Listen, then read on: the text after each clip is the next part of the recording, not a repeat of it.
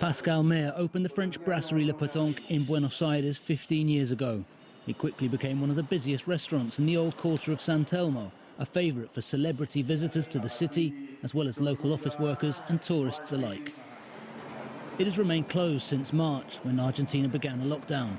Despite the city eventually easing restrictions, Meyer says he feels it's still not worth opening.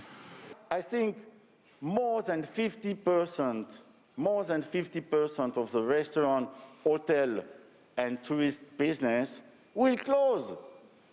It's only a matter of time. They're going to close.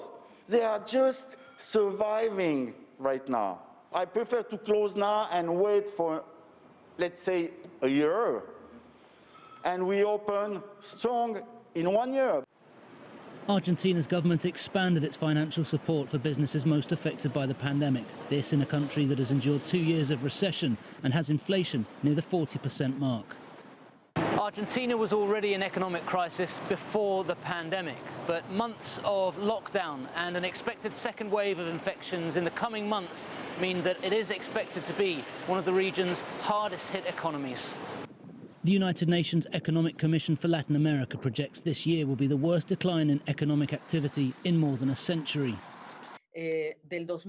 Projections for 2020, we are saying that in terms of economic growth, we can see that the region as a whole is experiencing an average drop in GDP of 7.7%. And Argentina is expected to see one of the largest contractions at more than 9%. 2020 began with Argentina's new government facing complicated debt restructuring negotiations with private creditors, which it largely resolved.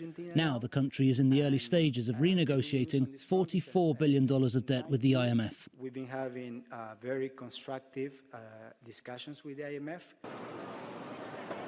The outlook remains bleak.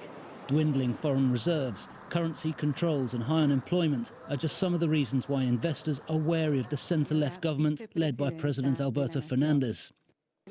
Restaurant owners like Meyer are not optimistic about the coming months. I do not see 2021 to be much better than this one. Argentina is expected to post economic growth next year, possibly around 5%.